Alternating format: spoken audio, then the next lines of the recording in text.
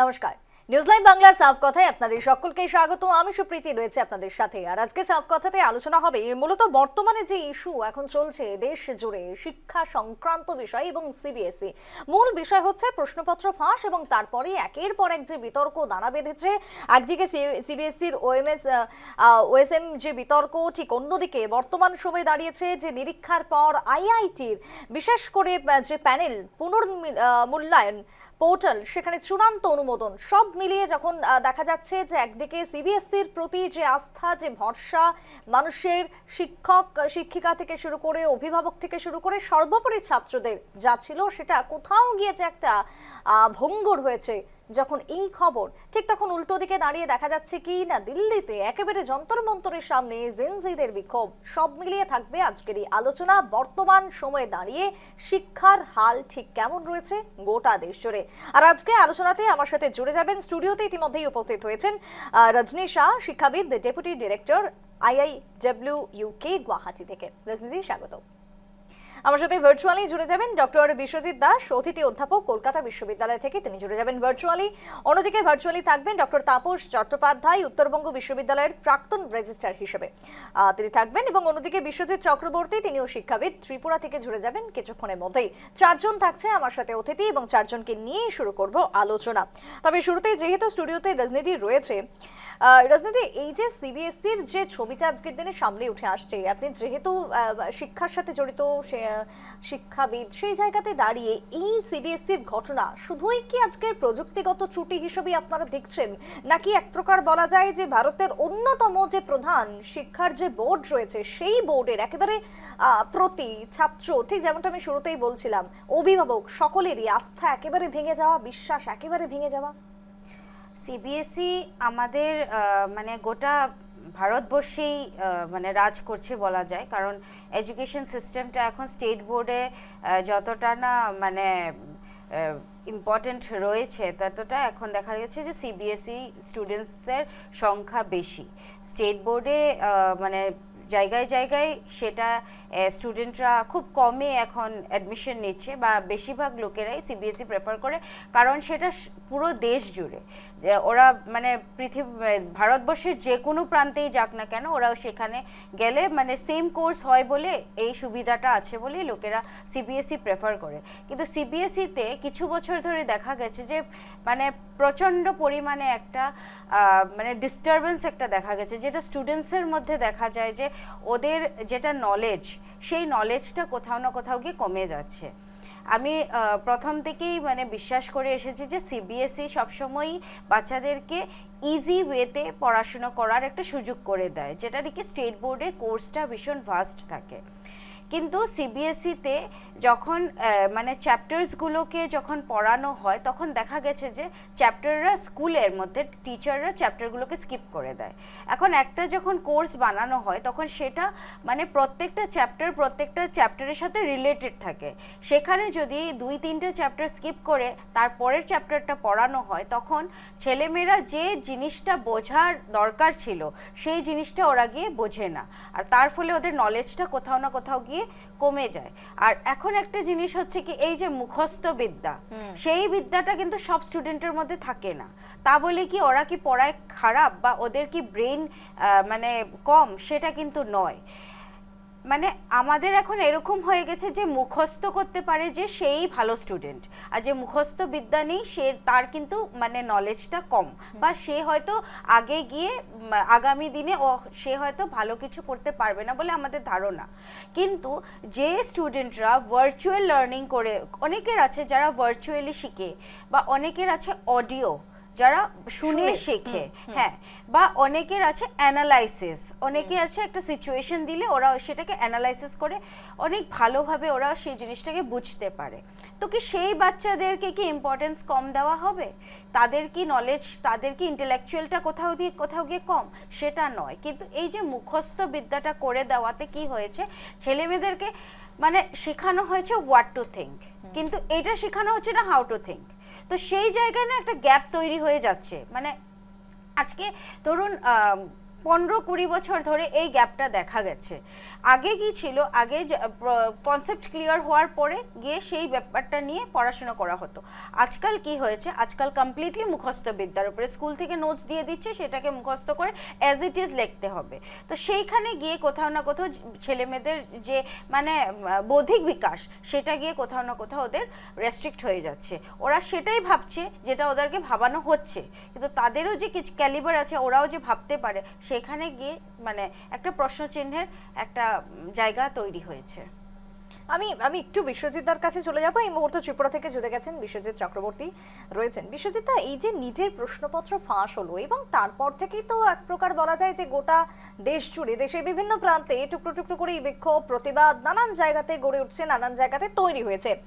ঠিক যেমনটা আমি জানতে চাইছিলাম যে রাজনীতির কাছে, যে একদিকে যেরকম সিবিএসই একটা অন্যতম বোর্ড গোটা ভারতের ক্ষেত্রে, শিক্ষা ব্যবস্থার ক্ষেত্রে তার প্রতি একটা আস্থা বা তার প্রতি একটা বিশ্বাস ভঙ্গ হওয়ার বিষয় উঠে আসছে, অন্যদিকে দাঁড়িয়ে বোর্ডের এই যে পদ্ধতিগত কারণ এবং তার সঙ্গে অবশ্যই প্রশাসনিক ব্যর্থতার জন্য যে ছবিটা আজকে দেখা দিল, সেখানে দশম শ্রেণী এবং সেখানে দ্বাদশ শ্রেণীর যারা পড়ুয়ারা রয়েছেন, তাদের ভবিষ্যৎ কি কোথাও গিয়ে অনিশ্চিত হলো এবার?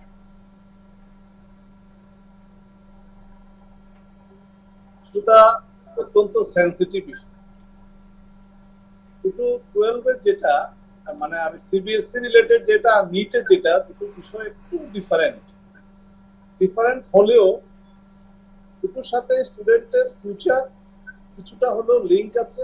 ফিউচারের সাথে সাথে নিটের ক্ষেত্রে যেটা, সেটা হচ্ছে ওদের ফিউচার কেরিয়ার, ওরা কি কোর্স করতে পারবে কি পারবে না, মেডিকেলের সিট পাবে কি পাবে না, এটা সম্পর্কে একটা বড় প্রশ্ন চিহ্ন। এটা এখানে ফেয়ারনেস ব্যাপারটা উঠে আসছে যে এটা একটা সিস্টেমটার ভেতরে কোনো একটা প্রবলেম তৈরি করা আছে।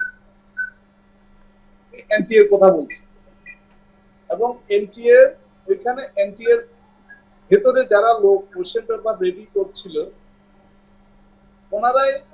ওনাদের থ্রুতেই কোশ্চেন পেপার লিক হলো। এবং মোস্ট ইম্পর্টেন্টলি এই কোশ্চেন পেপার লিকের সিস্টেম কিন্তু নতুন চলছে না, কিন্তু এই বছর যে হচ্ছে তা না। এটা কিন্তু 2024 এ হয়েছে, 2025 এও হয়েছে মনে করা হচ্ছে, কারণ এমন কিছু বেরিয়ে আসছে 2024 হয়ে গেছে। কারণ লিঙ্ক দেখা যাচ্ছে যে কোশ্চেন পেপার নির্দিষ্ট সোর্স আছে, এখান থেকে কেনা যেতে পারে কোশ্চেন পেপার, এরকম একটা লিঙ্ক দেখা যাচ্ছে। কারণ একজন প্যারেন্ট, রাজস্থানের একজন প্যারেন্ট, ওইভাবে উনি পরপর 2 বছর নিয়েছেন কোশ্চেন পেপার এবং গভর্নমেন্ট সিট উনি নিয়ে নিচ্ছেন। কোশ্চেনটা হচ্ছে এখানে যে এই যে সিস্টেমটা, এটা কি এখন চলছে নাকি এটা আরো আগে থেকে চলছে? তো আমি আজকের থেকে আরো ধরুন প্রায় 20 বছর না, 25-27-28 বছর আগে আমি দিল্লিতে আমার মানে কলিগদের সাথে কথা প্রসঙ্গে আমি তখন আমাদের একটা ধারণা হয়েছে, ওরা পরিষ্কারই বলেছে যেটা, যে আপনার ইউপি, বিহার, রাজস্থান, মধ্যপ্রদেশ, তারপর আপনার পাঞ্জাব, হরিয়ানা, দিল্লি, এইসব এরিয়া যারা বন্ধু বান্ধব ছিল, ওদের সাথে আমাদের মানে কলিগরা, ওদের সাথে কথা বলে ওইখানে একটা অলরেডি ওরা সিস্টেম ডেভেলপ করা আছে, একটা করার প্র্যাকটিস, যেখানে শুধু যে নিডস এরকম না, যে কোনো বিষয়ে যেমন ধরুন একটা জব, যেটা জবের কম্পিটিটিভ এক্সাম বলুন বা যে কোনো এক্সামে একটা প্যারালাল একটা চ্যানেল আছে এখানে যেগুলো কাজ করছে, এবং এই যে কাজটা করছে এটা একদিন দুদিন না, বছরের পর বছর, দশকের পর দশক ধরে একটা পার্সেন্টেজ আছে। অনেক সময় এই যে লিকেজ বলুন বা আনডিউ অ্যাডভান্টেজ বিভিন্ন ভাবে নেওয়ার যে সিস্টেমটা, এটা প্রপোর্শনালিটি যদি কম থাকে এটা এক্সপোজ হয় না, কিন্তু যখন এটা বেড়ে যায়, যেমন এই বছর পরিষ্কার হয়ে গেছে, এটা বেরিয়ে আসে যে না এরকম লিক হয়ে গেছে। তো ব্যাপারটা হচ্ছে কি, এটার জন্য আমরা শুধু এনটিএ তো অবশ্যই দায়ী, এনটিএ এর সাথে সিস্টেম এবং গভর্নমেন্টই দায় এড়াতে পারে না, গভর্নমেন্টও এড়াতে পারে না। এবং সেই সঙ্গে আমি অবশ্যই বলবো এখানে আরেকটা বিষয়, সেটা হচ্ছে প্যারেন্টরা কিন্তু এই যে পয়সা দিয়ে আমাদের মতো যারা প্যারেন্ট আছে আমাদের ভিতরেই কেউ না কেউ পয়সা দিয়ে এগুলো কিনছে এটা, এবং এই সিস্টেমটা আমি দেখেছি যে স্কুল লেভেলেও ওই যে স্টুডেন্টের কাছে টিচারের কাছে টিউশন করে একটু মার্কস বেশি পাওয়ার জন্য স্টুডেন্টের সাথে প্যারেন্ট টিচারের সাথে সম্পর্ক রাখা প্যারেন্টের তরফ থেকে। আচ্ছা, এটা গেল একটা সাইড, এটা হ্যাঁ এটা সুতরাং মানে দায়ী কিন্তু পুরোটা সবাই আছে দায়ী। এটা আরো বিস্তৃত কিভাবে সলিউশন হতে পারে এটা একদমই আমি পরে আলোচনায় আসছি। আমি ঠিক সিবিএসসি একদমই, ব্যাপারটাতে অর্থাৎ একটু বলে একদিকে দিচ্ছি যেরকম সিবিএসসি আস্থার একটা, জায়গাটা। একদিকে আস্থার সংকট এবং ঠিক অন্যদিকে দাঁড়িয়ে এই যে একটা বা কোথাও গিয়ে ব্যাপক প্রভাব পড়েছে সেটা পরিষ্কার। অন্যদিকে বিশ্বজিৎ দাও যে এই মুহূর্তে জুড়ে গেছেন, কলকাতা বিশ্ববিদ্যালয়ের অতিথি অধ্যাপক বিশ্বজিৎ দাস জুড়ে গেছেন এই মুহূর্তে, আমি স্বাগত জানাচ্ছি।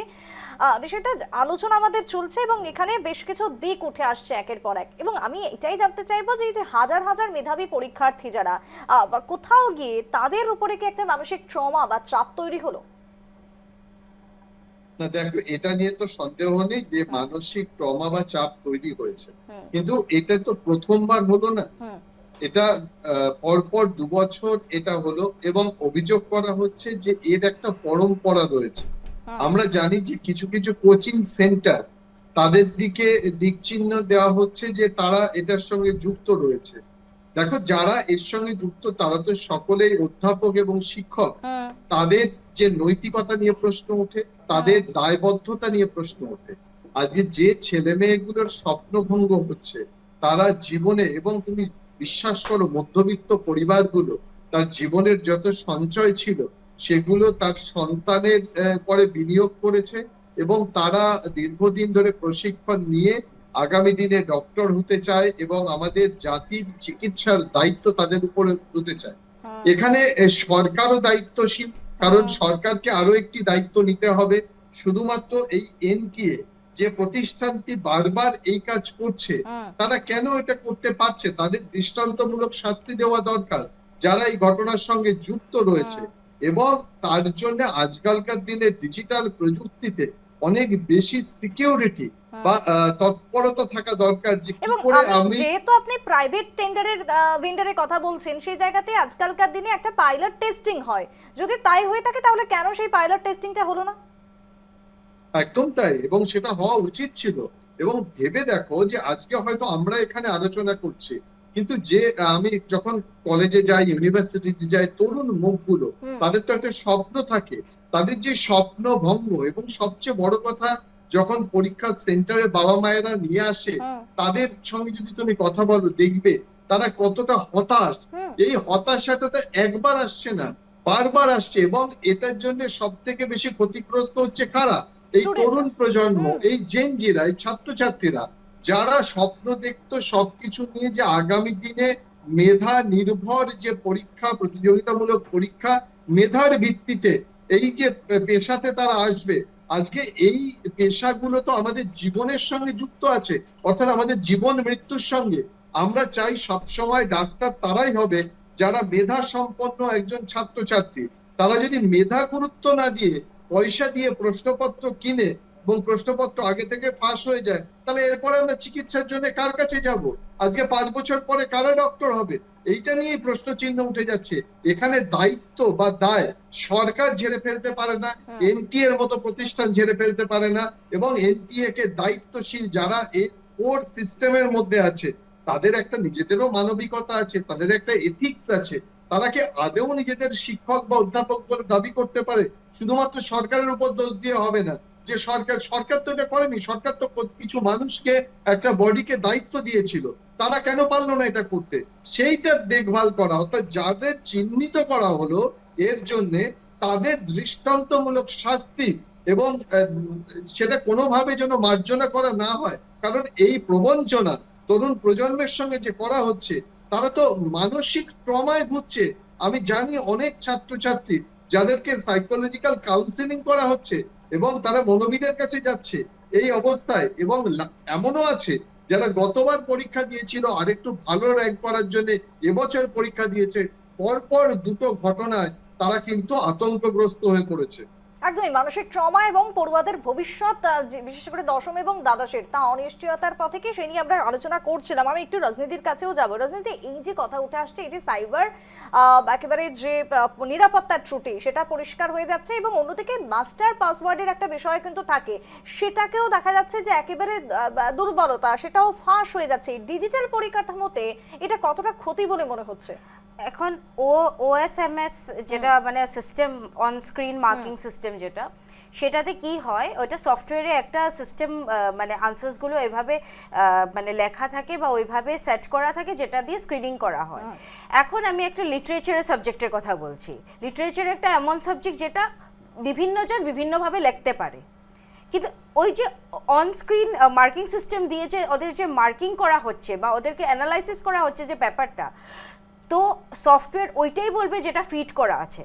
কিন্তু লিটারেচার সবসময় পার্সন টু পার্সন ভ্যারি করে, টিচার টু টিচার ভ্যারি করে।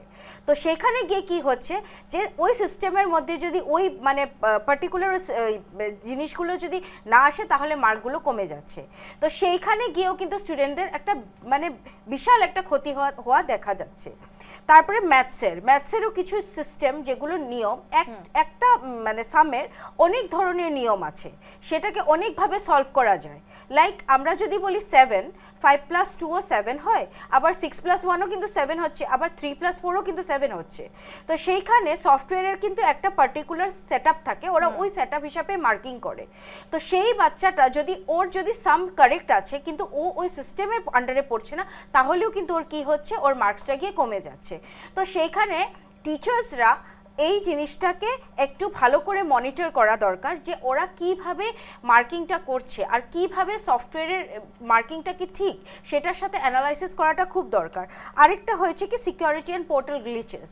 এখন দেখা যায় যখন একটা পেপার যখন কারেকশন হয় তখন কি হয়, সার্ভিলেন্সের আন্ডারেই হয়, কিন্তু কিছু কিছু ব্লাইন্ড স্পটস থাকে বা ব্লাইন্ড পয়েন্ট থাকে, সেখানে কোনো সার্ভিলেন্স থাকে না, গড়বড়গুলো সেখানে হয়। ওখানে লোকেরা মার্কস বদলে দিচ্ছে, পেপার বদলে দিচ্ছে। এরকমও দেখা গেছে যে ফিজিক্সের পেপার স্টুডেন্ট যখন মানে রিভ্যালুয়েশনের জন্য চাইছে, তখন দেখা গেছে যে স্টুডেন্টের একটা পেজে অন্য হ্যান্ডরাইটিং, আরেকটা পেজে অন্য হ্যান্ডরাইটিং।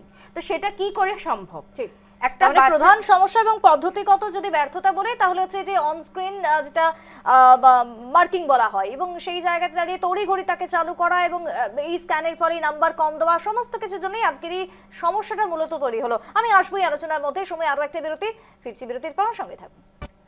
ফিরে এলাম বিরতির পর, চলে যাবো আবারও আলোচনায় এবং এই মুহূর্তে আমার সাথে জুড়ে গেছেন ডক্টর তাপস চট্টোপাধ্যায়, উত্তরবঙ্গ বিশ্ববিদ্যালয়ের প্রাক্তন রেজিস্ট্রার।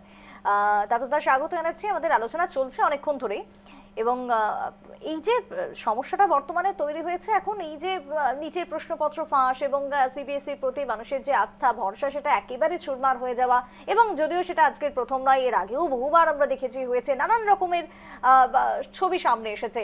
সেই জায়গাতে আজকের যদি ছবিটা দেখি তাহলে হচ্ছে মূল বা প্রধান কারণ হচ্ছে একদিকে হচ্ছে ওএসএম যে বিতর্ক তৈরি হয়েছে, যে পদ্ধতিতে এক প্রকার ত্রুটি ধরা পড়েছে, সেই জায়গাতে দাঁড়িয়ে এবার জবাবদিহি বা প্রয়োজনীয় পদক্ষেপ কি মনে হচ্ছে, কি হওয়া প্রয়োজন এই মুহূর্তে দাঁড়িয়ে? কারণ পড়ুয়াদের বিক্ষোভ দেশের কোনায় কোনায় তৈরি হয়েছে।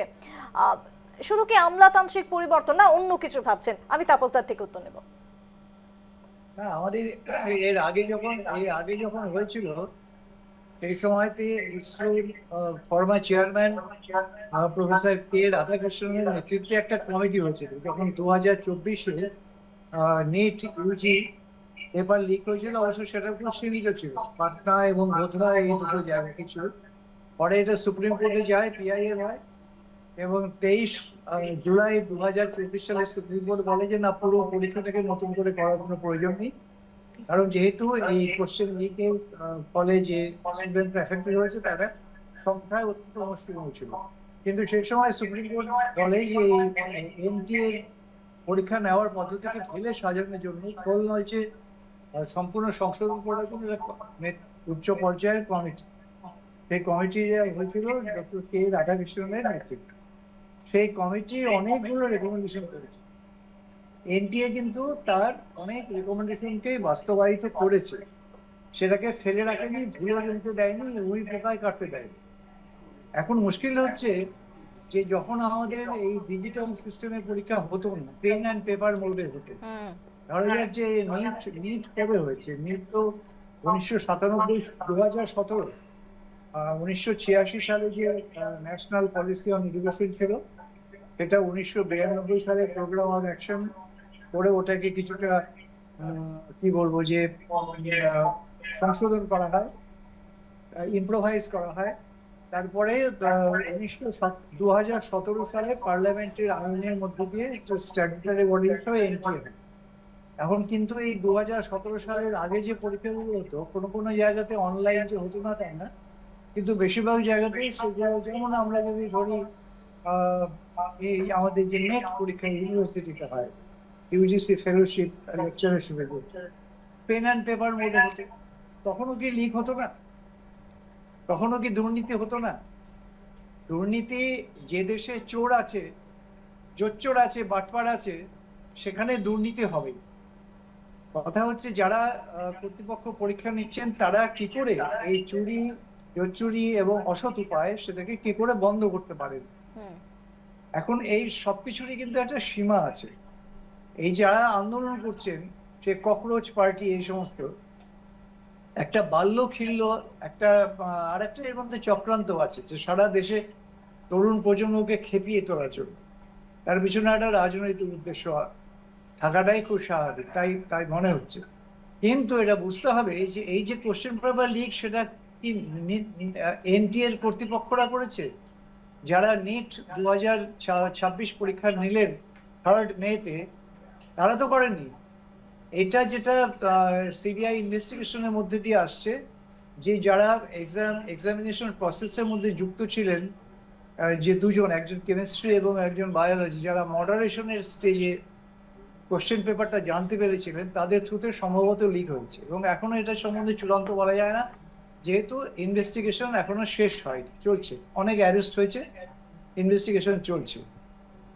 এখন এই যে অনলাইন ডিজিটাল যে সিস্টেমটা, এটা কিন্তু আমরা কোভিড এর আগে খুব একটা ছিল না। কোভিড এর পরের থেকে online education, online examination system, online virtual meeting, এই যে আমরা জুমে মিটিং করছি, এগুলো তো আমরা কোভিড এর আগে জানতামই না।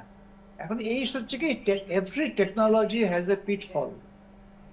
এটা সম্বন্ধে প্রত্যেককেই বুঝতে হবে যে কোনো কিছুই যে কর্তৃপক্ষ তারা ইচ্ছে করে এই টাকে নিজেদের মুখে নিজেরাই চুনকালি তো মাখছেন না।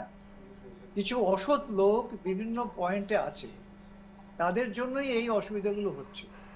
কস্তুরী রঙ্গন, যে আমাদের যে রাধাকৃষ্ণন কমিটি, তারা কিন্তু এই সবকিছু মাথায় রেখে রেকমেন্ডেশন করেছিলেন যে কি করে এই সমস্ত দুর্নীতি থেকে মুক্ত হয়ে একটা স্বচ্ছ, সুন্দর, ভালো পরীক্ষা ব্যবস্থা হতে পারে। তো এটা বেশিরভাগ রেকমেন্ডেশন গুলোই এনটিএ কর্তৃপক্ষ রূপায়িত করেছে। সুপ্রিম কোর্ট এটা জানতে চেয়েছে, কারণ এই যে ঘটনাটা হলো 2026-এর 3রা মে পরীক্ষার যে কোশ্চেন পেপার লিক নিয়ে, তারপরে 12ই মে পরীক্ষা বাতিল করে দিলেন, তারপরে 21শে জুন আবার নতুন করে পরীক্ষা হচ্ছে। এরপরে যারা সুপ্রিম কোর্টে গেছেন, তাদের মধ্যে আছে federation of all India medical association, তারপরে আরো কয়েকজন। তারপরে সুপ্রিম কোর্ট 25শে মে এর জানতে চেয়েছে এনটিএ এর কাছে যে 2024-এর রেকমেন্ডেশন গুলো তোমরা কতটা রূপায়িত করতে পেরেছো। ব্যাপারটা এখনো সুপ্রিম কোর্টের বিচারাধীন আছে। সুপ্রিম কোর্ট এখনো ফাইনাল বলেনি যে এর পেছনে এনটিএ এর অবদান কতটা বা দোষ কতটা। তো যাই হোক, চেষ্টা চলছে যাতে নাকি একটা ফুল প্রুফ ডিজিটাল বা অনলাইন এক্সামিনেশন মডালিটিস পার করে নেয়। বেশ, আমি আসবো। তাপস দা, আমি একটু থামাবো। আমার এই মুহূর্তে আমি যাব বিশ্বজিৎ চক্রবর্তী রয়েছেন ত্রিপুরা থেকে, আমি বিশ্বজিৎদার কাছে যাবো। বিশ্বজিৎদা, এই যে ছবিটা যখন আজকে উঠে আসছে, তাপস দা একটা কথা বললেন যে কোথাও গিয়ে রাজনীতি ঢুকিয়ে দেওয়া হচ্ছে এবং খেপিয়ে তোলা হচ্ছে, যার ফলে এই সমস্ত ছবিটা আজকে ধরা পড়ছে। সত্যি কি তাই, নাকি কোথাও গিয়ে ছাত্র সমাজ আজকে তাদেরকে নিয়ে যেভাবে ছিনিমিনি খেলা হলো, তার প্রতিবাদ জানাতে যখন যাচ্ছে, তখন উল্টে তারাই হেনস্থা হচ্ছে? কোনটা মনে হয়? প্রথম কথা হচ্ছে, এখানে আপনি আপনার এই এনটিএ এর যেটা আছে বলুন, এনটিএ যেটা নিট এক্সামের এটাই বলুন, বা ধরুন সিবিএসসি এটাই বলুন, দুটোতেই ল্যাবস আছে। এটা অনস্বীকার্য একদম। হ্যাঁ, এবং এটার জন্য সিবিএসসি এবং এটার পাশাপাশি সরকারের এটা নোট নেওয়ার ব্যাপার আছে এই জায়গাটাতে কিছু। এখন আরেকটা বিষয় এখানে আমি একটু বলে দিতে চাইবো আপনার প্রশ্নের উত্তরে আসার আগে, হুম যে আপনার এই যে ডিজিটাইজড অনলাইন আপনার স্ক্রিন মার্কিং সিস্টেম যেটা, হুম হুম এটা ফর দা ফার্স্ট টাইম আমাদের মানে দেশে লাগু করা হচ্ছে। তো এটা কিন্তু অত্যন্ত ভাইটাল একটা পদক্ষেপ কিন্তু এটা, কারণ এটাতে যারা যুক্ত আছে আপনি দেখবেন এটাতে আগে যেমন কোশ্চেন যে আনসার স্ক্রিপ্ট কোথায় হারিয়ে যেত, কি আসলে কিছু বোঝা যেত না। এখন কিন্তু এটা কিন্তু পুরো ট্রান্সপারেন্ট সিস্টেম, একদম পুরোটা আপনার স্ক্যান করে ইয়ে করা আছে, যার ফলে কোথাও যদি কোনো ভুল হয় মার্কিং এর বা কোথাও মানে বা ধরুন ওর খাতায় ওই জায়গায় চলে যায়, ওইটা কিন্তু আইডেন্টিফাই করা যাবে এটা। তো এটা অবশ্যই ভালো পদক্ষেপ, কিন্তু প্রশ্নটা হচ্ছে এখানে এই যে এটা যে আপনার টেন্ডার দিতে গিয়ে হুম এখানে আমার মনে হয় একটু প্রফেশনালিজমের একটু মানে অভাব লক্ষ্য করা যাচ্ছে, হুম। আমার যেটা মনে হয়েছে এবং এটা টেন্ডারের বারবার কেনাকাটা নিয়েই তো যাবতীয় আজকে সমস্যাটা তৈরি হয়ে গেল যেন। সমস্যা। এবং এটা এই জায়গাটা যেমন আমি এই জায়গাটা একটা কথাই বলবো, সেটা হচ্ছে কি এই যে সিস্টেমটা এটা অত্যন্ত ভালো সিস্টেম, কিন্তু হচ্ছে কি আপনি যতক্ষণ না perfect proper man power select করে ওদের দায়িত্ব দিচ্ছেন, যারা সিনসিয়ারলি কাজ করবে, এটা না করে আপনি যদি যে আপনাকে শুধু হয়তো ধরুন এখন বিজেপি আছে তো ভারত মাতাকে জয় বললো, ওনাকে একটা দায়িত্ব দিয়ে দিলেন, এই জায়গাতে সরকারকে অত্যন্ত সচেতন হওয়া দরকার আছে। এটা এনটিএ বলুন বা সিবিএসই তে এরকম ভাইটাল জিনিস ডিল করার মতো লোক সিলেকশনের ক্ষেত্রে আরো অত্যন্ত মানে আপনার ভালো স্ক্রিনিং প্রসেস থাকা দরকার। এবং আরেকটা বিষয় এখানে বলবো, এখানে এই যে আমাদের ব্যুরোক্রেসি যেটা আছে, ব্যুরোক্রেটিক ফাংশনিং এর ভেতরে বিভিন্ন সময় এই ধরনের জিনিসগুলোকে দশকের পর দশক ধরে আমরা চাপা দিয়ে এসে জিনিসটাকে সবকিছু ঠিকই বলার চেষ্টা করা হয়। তো ওই জিনিসটা এই ব্যুরোক্রেটরাই কিন্তু সরকারেরও কিন্তু ক্ষতি করছে কিন্তু। তো এই যে ব্যুরোক্রেটিক সিস্টেমে যে ধরনের ইভ্যালুয়েশন হয়, ব্যুরোক্রেট বলুন বা আরো যারা যারা পদাধিকারী আছে, ওদের সাথে যারা সমাজের জন্য চিন্তা করে এরকম কিছু লক্ষ্য কমিটির ভাইটাল কমিটিগুলোতে নেওয়া দরকার, যাতে ব্যুরোক্রেটরা নিজেদের একটা ভুলকে মানে আপনার নিজের ক্যারিয়ারের প্রগ্রেসের জন্য চাপা দিয়ে এটাকে আপনি ঠিক আছে বলে চালাতে না পারে। এবার আমি আপনার যে পয়েন্টটা যেটা বলেছেন, এই যে এটা অবশ্যই এই যে জিনিসগুলোকে সরকারের এমন কোনো পদক্ষেপ নেওয়ার দরকার আছে যে পদক্ষেপগুলো যেন সঠিক বার্তা দেয়, কিন্তু এট দি সেম টাইম আমরা জনগণ এবং ছাত্র সমাজ যারা আছে ওদেরও কিছু একটা বিষয় দেখার ব্যাপার আছে। এইসব জিনিস নিয়ে পলিটিক্স করে কিছু লাভ নেই, কিন্তু পলিটিক্যাল পার্টি আমাদের দেশে দেখা গেছে যখনই কিছু হয় পলিটিক্যাল পার্টি এটার অ্যাডভান্টেজ দিতে যায়, কিন্তু তখন জেনুইন জিনিসও এটা পলিটিসাইজ হয়ে যায়। আমরা চাইবো কি এই জিনিসটা সুনির্দিষ্টভাবে সরকার পদক্ষেপ গ্রহণ করুক, কিন্তু এটা নিয়ে আপনার এই শুধু শুধু পলিটিক্স করে বা ধরুন ও পদত্যাগ করলে কাজ হবে না। আসলে আমাদের করতে হবে জিনিসটাকে সিস্টেমটাকে ঠিক করার মতো সেরকম কনফিডেন্স বিল্ডিং মেজার সরকারের ইন্টারেস্ট সরকারের নেওয়া উচিত বলে মনে করি।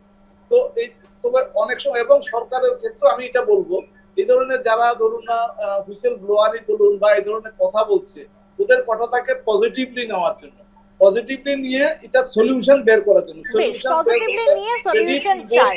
আমি আরে অপর বিশ্বজিৎদা রয়েছে, তার কাছে আমি একবার যাব, যেখানে হচ্ছে যে বিশ্বজিৎদা এই যে আরশোলারা ভয় পায় না, তারা লড়াই চালিয়েই যাবে। আজকে এটার সাথে এটা এমন ভাবে জুড়ে গেছে, হঠাৎ করে ককরোচ জনতা পার্টি এবং তাদের এই যে আন্দোলন এবং প্রশ্নপত্র, যেমনটা তাপসদাও বলছিলেন যে অফলাইন হোক বা অনলাইন সমস্ত কিছুর ক্ষেত্রেই আজকে প্রশ্নপত্র ফাঁস হচ্ছে। অপর বিশ্বজিৎদা বলছিলেন যে এর পরেরটা কি হতে চলেছে, কি হবে বিশ্বজিৎদা? প্রথম কথা যে এটা গুলিয়ে ফেলে ভুল হবে। ককরোচ জনতা পার্টি বিদেশ থেকে তৈরি হওয়া জেনজিদের নিয়ে একটি রাজনৈতিক দল, যাদের অনেক ইস্যুর মধ্যে একটা ইস্যু রয়েছে এই নিটের কোশ্চেন পত্র ফাঁস। কিন্তু আমি ধরে নিলাম যে ছেলে মেয়েগুলো পরীক্ষা দিচ্ছিল, যার পরিবার, তারা তো এই ককরোচ পার্টির সদস্য নাও হতে পারে। কজন এদের ককরোচ পার্টির সদস্য আছে?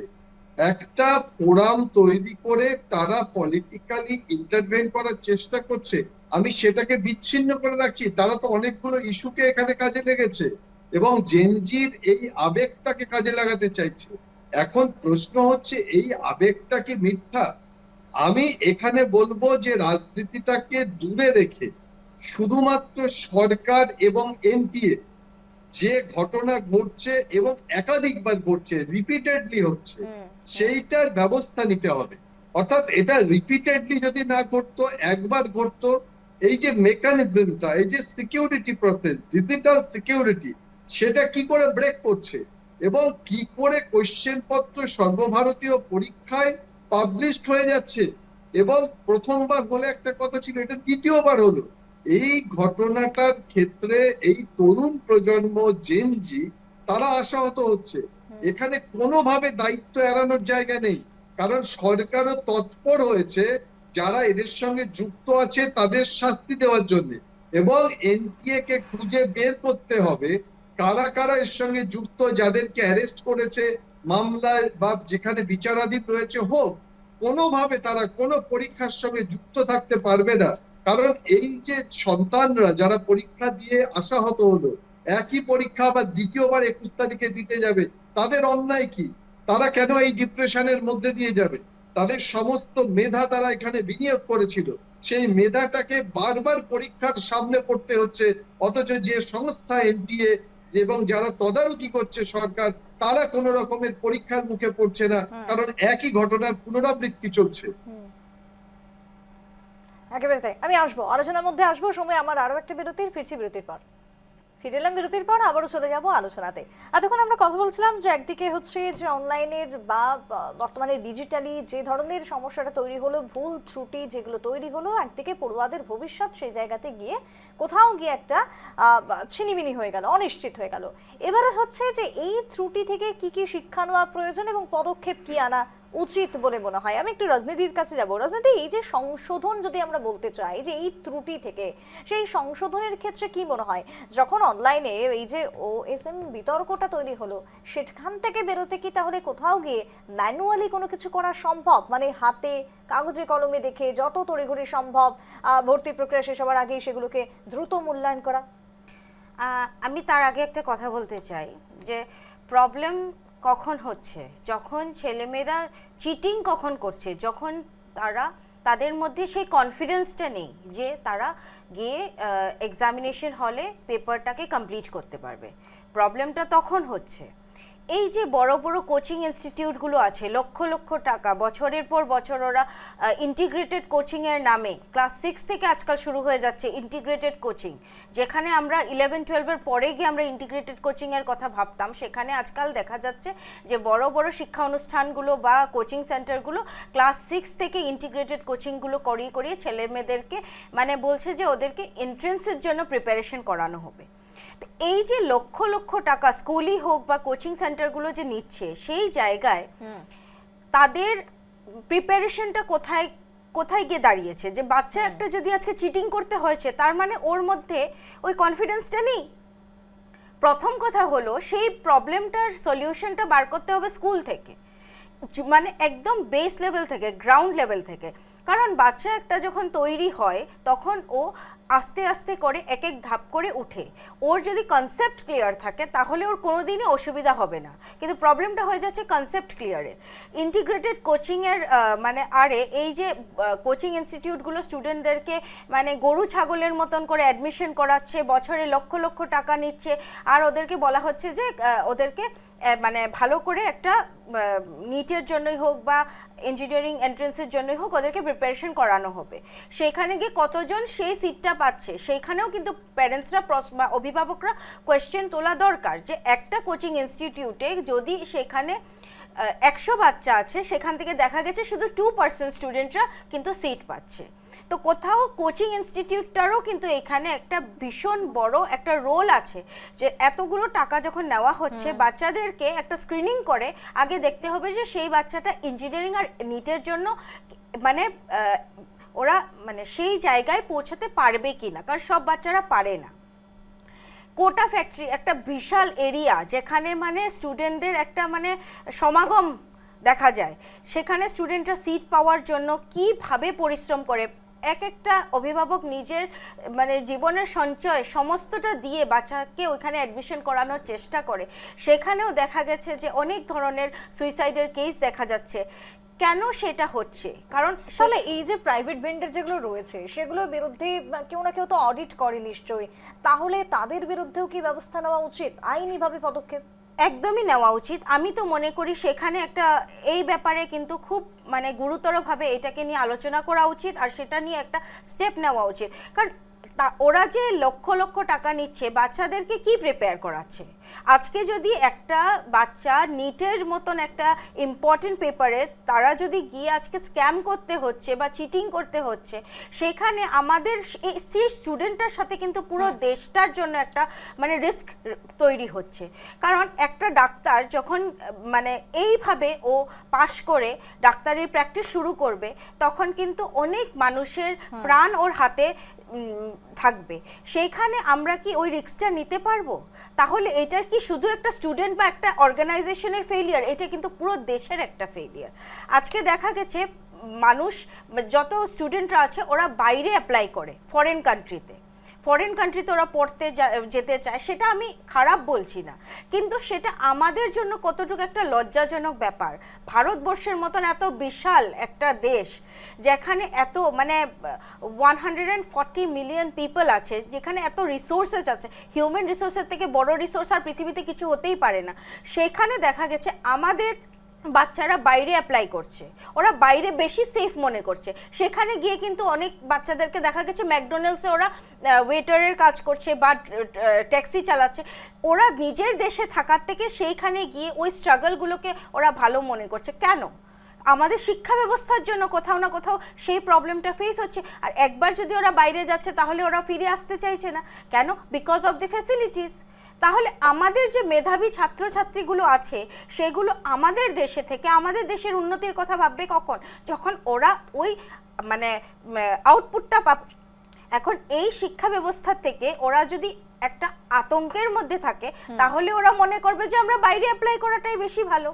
এত টাকা প্যারেন্টসরা খরচ যখন দেশের করছে, শিক্ষা ব্যবস্থা এবং সেখানে বারবার এই ভুল ত্রুটি ক্রমাগতভাবে হয়ে যাওয়াতে কোথাও গিয়ে একটা ভবিষ্যৎ নিয়ে এই দেশের ছাত্রছাত্রীরা অনিশ্চয়তায় রয়েছে। আর সেখানে এক মিনিট বিশ্বজিৎ আমি শেষ করতে চাইছি। সেখানে গিয়ে কিন্তু শুধু বাচ্চাটার বা প্যারেন্টসের একটা মানে ব্যাপার নেই, সেটা সেখানে গিয়ে কিন্তু পুরো দেশের ব্যাপার রয়েছে।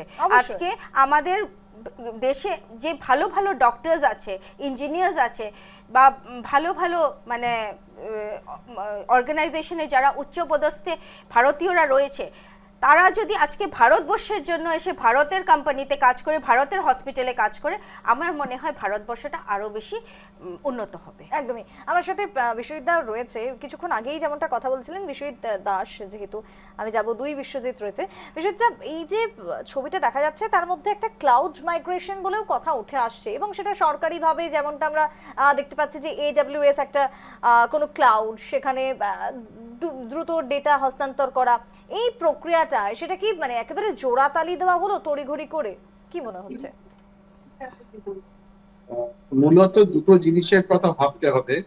একটা জিনিস হচ্ছে যে আমরা যে আলোচনাটা এতক্ষণ করছিলাম, ম্যাডাম বলছিলেন সুন্দরভাবে, কিন্তু সেটা একেবারে এথিক্যাল প্রশ্ন এবং গ্রাসরুট লেভেলের দীর্ঘকালীন শিক্ষা নীতি আমাদের আছে কিনা, অর্থাৎ এই লং টার্ম এডুকেশন বা শিক্ষা পলিসি, সেই পলিসি নিয়ে আমাদের কথা উঠছে যে আমাদের এই প্রাইভেট ইনস্টিটিউট গুলো থাকবে কিনা। কারণ আমরা জানি যে উচ্চ শিক্ষার ক্ষেত্রে বেসরকারীকরণ সেইটা পশ্চিমবঙ্গ নয়, ভারতবর্ষে গ্রাহ্য হয়েছে, এবং যে প্রতিষ্ঠানগুলো এই যে কোচিং সেন্টার, তারা কিন্তু পশ্চিমবঙ্গে এবং ভারতবর্ষের যে যে আইন আছে সেই আইনগুলো অনুযায়ী তারা এই প্রতিষ্ঠান বা অর্গানাইজেশন তৈরি করেছে এবং সেটাকে অপারেট করে। শুধু তাদের উপরে দোষ দিয়ে এই সমস্যাটার সমাধান হবে না। কারণ এই যে পরীক্ষার সিস্টেম দিয়ে যে দুর্নীতিটা হলো, যে এই গলতটা কিন্তু যারা কন্ডাক্ট করছে তাদের মধ্যে, যে হিউম্যান রিসোর্স নিয়ে হচ্ছে তাদের মধ্যে, এ ব্যর্থতা সেই প্রতিষ্ঠানের। এখন আমরা জানি যে কেন্দ্রীয় সরকার নয়া শিক্ষা নীতি বা এডুকেশন পলিসি 2020 চালু করেছে, এবং তার অনেক পজিটিভ দিক আছে। ম্যাডাম যে কথা বলছিলেন, একেবারে স্কুলে গ্রাসরুট লেভেলে প্রায়োগিক শিক্ষা, প্রত্যক্ষ শিক্ষা সেগুলো শিখছে, এবং শেখার জন্য সেটা কার্যকর করা হচ্ছে 2020 সাল থেকে। তাহলে 2020 সাল থেকে যদি সেটা কার্যকর করা হয়, 2024, 25, 26-এ এসে আবার এই ধরনের স্ক্যামের সম্মুখীন কেন হতে হবে? কারণ এই প্রতিষ্ঠানগুলোকে বন্ধ করে দেওয়া সেটা কিন্তু কারণ নয়, কারণ প্রতিষ্ঠানগুলো থাকবেই। শিক্ষা এমন একটা জিনিস, শিক্ষায় যখন আমরা দেখছি কর্পোরেটাইজেশন হচ্ছে, প্রাইভেটাইজেশন হচ্ছে, তখন তারা এখানে বিনিয়োগ করে মুনাফা অর্জন করার চেষ্টা করছে এবং রাষ্ট্র তাকে পারমিশন দিয়েছে। এইটা দিয়ে তো আমরা এই যে যেখানে যেখানে করাপশন সেটা বন্ধ করতে পারবো না। ক্লাউডের ক্ষেত্রে হোক, আলাদাভাবে হোক, ডিজিটাল সিকিউরিটিকে সুনিশ্চিত করতে হবে এবং মনে রাখতে হবে এটা প্রত্যেকটা হিউম্যান রিসোর্স তৈরি করার একটা পরীক্ষা। যে হিউম্যান রিসোর্স আগামী দিনে আমাকে আপনাকে দেখবে না, জাতিকে দেখবে। জাতির স্বাস্থ্য দেখার দায়িত্ব খালি ইন্ডিভিজুয়ালকে দেখছে এটা নয়। আমরা যদি ব্যক্তিগতভাবে দেখি যে একজন ব্যক্তির হয়তো পরবর্তী চিকিৎসার দায়িত্ব নিল না, পুরো দেশের জাতির চিকিৎসার দায়িত্ব নিচ্ছে, সেখানে যারা এই পদ্ধতির মধ্যে আছে তারা একদম সাধু এমন নয়, তারাই তো এখান থেকে কোশ্চেনটা বের করছে। কারণ এই যে টোপ, এই যে সিস্টেম, এই যে চক্র, এইটা না ভাঙতে পারলে কোনোভাবে গ্রাসরুট লেভেল থেকেও যদি দীর্ঘকালীন শিক্ষানীতি থাকে তবুও কিন্তু আমরা এটা বন্ধ করতে পারবো না। সরকার যে শিক্ষা নীতি তৈরি করেছে 2020 সালের, অত্যন্ত তাৎপর্যপূর্ণ এবং খুব গুরুত্বপূর্ণ পলিসি শিক্ষানীতি, সেটা কার্যকর হচ্ছে, কিন্তু তার সঙ্গে উচ্চশিক্ষার যে বেসরকারীকরণ সেটাকেও দেখতে হবে। শুধু দেখতে হবে না, তারভাবে সুনিশ্চিত করতে হবে যে যাদেরকে নিয়ে আমি এই সিস্টেমটা তৈরি করলাম তারা, তাদের এই চক্র কোন পর্যন্ত গেছে, এর গোড়াটা, নিচের গোড়াটা কোথায়, সেই উপরে ফেলতে হবে। দুর্নীতির মূলটাকে উপরে না ফেলতে পারলে, একটা সিস্টেমকে না বদলাতে পারলে, ডিজিটাল প্রযুক্তিকে এনশিওর করতে না পারলে, কই এরাই তো নেট পরীক্ষা নেয়, তা এদের তো নেট পরীক্ষা সারা ভারতবর্ষে হয়, সেক্ষেত্রে তো স্ক্যামের অভিযোগ ওঠেনি। সুতরাং নিটের ক্ষেত্রে কেন উঠছে, যেখানে অনেক বেশি বিনিয়োগ, অনেক বেশি মানুষকে প্রলোভিত করা, সেই জায়গাটা বন্ধ করতে হবে। তবে গ্রাসরুট পর্যন্ত যে কথাটা উঠে আসছে যে তদন্ত প্রয়োজন এবং সমস্ত জায়গাতে একেবারে স্বচ্ছতা আনা প্রয়োজন, তবেই বদলাবে এই ছবি। আমি আসবো আলোচনাতে, পরবর্তীতে আমি তাপসদার কাছে যাব, তবে সময় একটা বিরতি, ফিরছি বিরতির পর, সঙ্গে থাকুন। ফিরলাম বিরতির পর, চলে যাব আলোচনাতে। আমি এই মুহূর্তে তাপসদার কাছে যাব। তাপসদা, এই যে ছবিটা উঠে আসছে সেখানে একেবারে গ্রাসরুট পর্যন্ত যদি না যাওয়া হয়, যদি খতিয়ে না দেখা হয়, তাহলে কোনো দিন সম্ভব নয় এই সমস্যাকে দূর করা। আপনিও বলছিলেন, বাকিরাও বলছিল যে অফলাইন হোক বা অনলাইন হোক এই সমস্যা চলতেই থাকবে, প্রশ্নপত্র ফাঁস হতেই থাকবে। তাপসদা, আমি দুটো কথা বলবো। এক নম্বর হচ্ছে, এই কয়েকদিন আগে আমি টাইমস অফ ইন্ডিয়াতে একটা রিপোর্ট পড়েছি। সাউথ ইন্ডিয়া, তামিলনাড়ুর একটি ইউনিভার্সিটি, বেসরকারি ইউনিভার্সিটি, তারা বিটেক ফাইনাল সেমিস্টারের পরীক্ষা নেওয়ার 10 মিনিট পরে রেজাল্ট পাবলিশ করেছে। 10 মিনিট পরে, কিন্তু কোনো ঘোটালার খবর পাওয়া যায়নি, নো কারাপশন, এভরিথিং। এইভাবে তারা তাদের এই যে অনলাইন এক্সামিনেশন সিস্টেমের টেকনোলজিটাকে এতটাই ইম্প্রোভাইজ করেছে যে ইট ওয়াজ ফুল প্রুফ। আমার মনে হয় যে আমাদের এখানে দুটো অল্টারনেটিভ। একটা হচ্ছে আবার চলে যাওয়া পুরোনো সিস্টেমে, স্টেট গুলোর উপর ছেড়ে দাও। নিট পরীক্ষা বলো, মানে হ্যাঁ, ওয়ান নেশন ওয়ান এক্সামিনেশনের এই যে কনসেপ্টটা, ভারতের মতো একটা এত বড় একটা ডাইভার্স কান্ট্রি, যেখানে infrastructure is so different from place to place, কোথাও কোথাও ব্রডব্যান্ড কানেক্টিভিটি এত পুয়ার, হরিবলি পুয়ার, আবার কোথাও কিন্তু বিদেশের মতো 100 MBPS বা even more than that bandwidth. তো এইখানে যদি পুরোটা অনলাইন করতে গেলে অনেক রকম টেকনিক্যাল ইনফ্রাস্ট্রাকচারাল সাপোর্টের প্রয়োজন আছে, যে টাকা গভর্নমেন্ট দেয় না।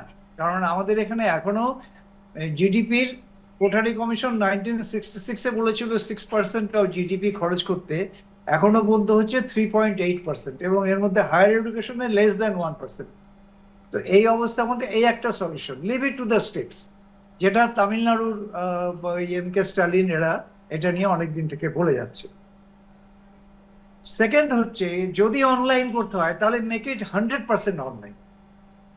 যেভাবে এখন নেট হচ্ছে, নেটে কিন্তু ইদানিং কোনো কোশ্চেন লিকের গত কয়েক বছরে কোনো ন্যাশনাল এলিজিবিলিটি টেস্টে কোনো ইনস্ট্যান্স আসেনি সামনে।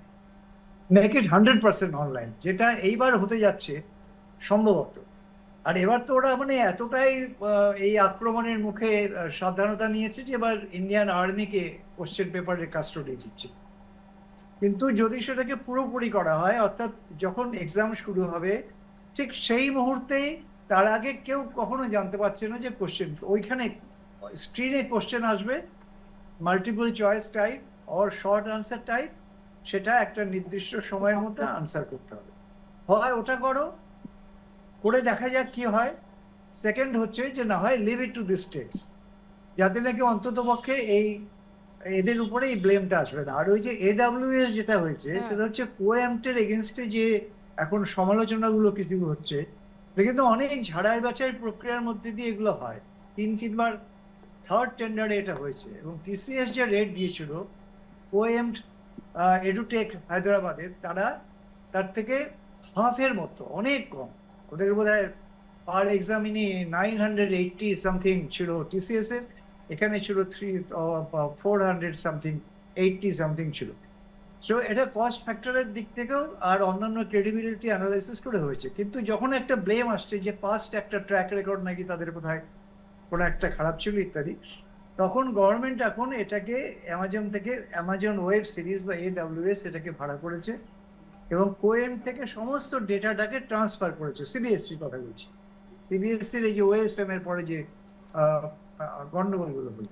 তো আমার মতে হচ্ছে সবশেষে at the end of the day আমি বলবো যে these are the two solutions: make it 100% computer based or leave it to the states.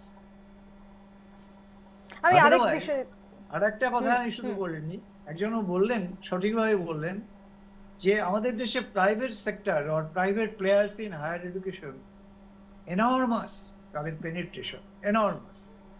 এইটা অবস্থা যদি হয় তাহলে কিন্তু করাপশন সেটা মাল্টিপ্লাই করতে বাধ্য, কারণ ওরা হচ্ছে প্রফিট মোটিভের উপর চলে, only profit making, money making.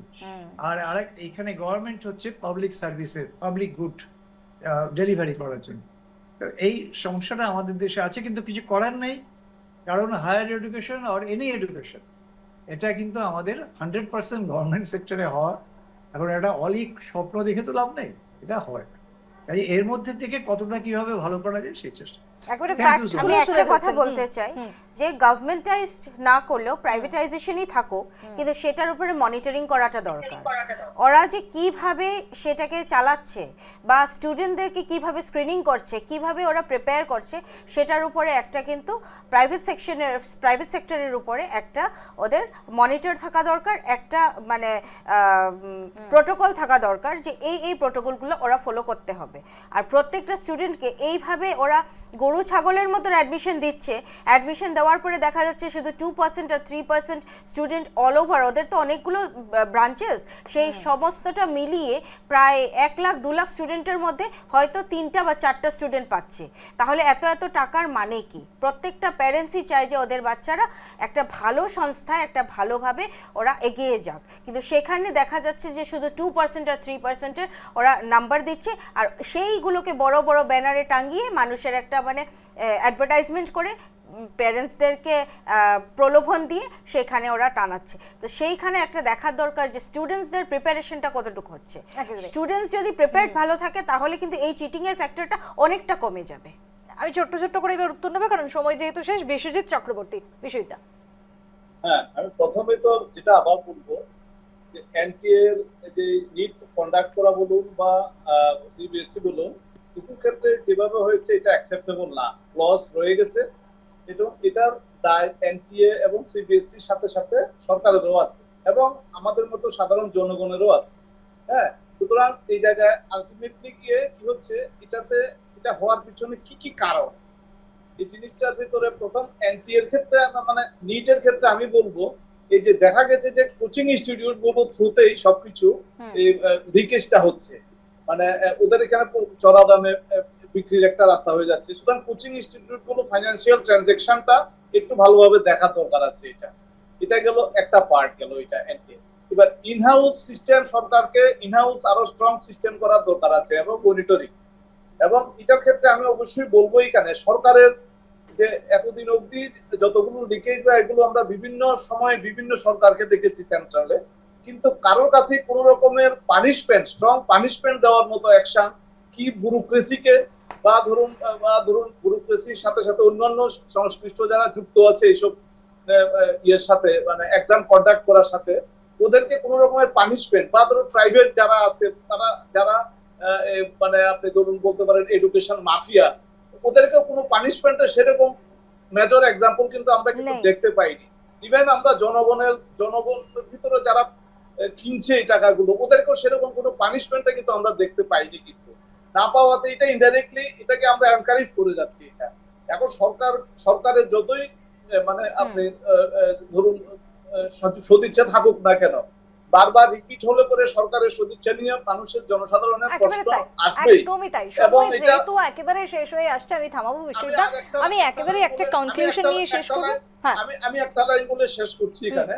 সরকার যদি সংশ্লিষ্ট যারা ব্যুরোক্রেট বা যারা সংশ্লিষ্ট যারা এটার সাথে যুক্ত আছে, ওদের এগেইনস্ট ওদেরকে কি প্রোটেক্ট করবে নাকি ওদের এগেইনস্ট অ্যাকশন নেবে? ওরা যদি মানে অ্যাপিজ করে লয়ালটি দেখিয়ে যদি পার পেয়ে যায়, তাহলে সরকারের অ্যাকশন নিয়ে সন্দিহান থাকবে জনগণ। মানে সরকারের একটা স্ট্রং মেসেজ দেওয়ার দরকার আছে যে আমরা স্ট্রং এই ব্যাপারে। বেশ, একেবারে এক লাইন বিশ্বজিৎ দাস। প্রথম কথা হচ্ছে সরকার যেমন মনিটর করবে, ঠিক তেমন ভাবে পুরোপুরি সাইবার সিকিউরিটি এবং ডিজিটাল সিকিউরিটি অনুযায়ী কম্পিউটারকে ব্যবহার করে পরীক্ষা হলে এটা সম্ভব। এবং যে কথাটা কেউ আমরা আলোচনা করলাম না বিস্তারিত ভাবে, যে বাবা মায়েরা যারা পয়সা দিয়ে প্রশ্ন কিনছে তারা কোন নৈতিক দায়িত্বে আছে, তাদেরকে আয়নার সামনে দাঁড়াতে শিখতে হবে। কারণ তার সন্তানকে এই সময় থেকেই যদি সে এই দুর্নীতি শিখিয়ে দেয়, পরবর্তীকালে তো ঘোর বিপদের মধ্যে ফেলে দিচ্ছে। এটা বাবা মাকেও সচেতন হতে হবে, যারা তার ছেলেকে নিয়ে, সন্তানকে নিয়ে, মেয়েকে নিয়ে স্বপ্ন দেখছে, তাদের এখান থেকেই এই দুর্নীতিটা বন্ধ হওয়া শুরু হওয়া উচিত। বেশ, আলোচনা শেষ করতে হবে এখানেই, সময় একেবারে শেষ। আমি চারজনকেই ধন্যবাদ জানাবো। চারজন চার শহর থেকে ছিলেন এবং সমস্ত জায়গাতেই ছাত্র সমাজ যে আজকে পথে নেমেছে সেই ছবিটা নিটের প্রশ্নপত্র ফাঁসের পর উঠে আসলো এবং তারপরে যাবতীয় জলঘোলা, যাবতীয় বিতর্ক। আজকে আলোচনা শেষ করবো এখানেই এবং আবারও সকলকে জানাবো ধন্যবাদ। শেষ করছি সাফ কথা এখানেই। দেখুন সংবাদ।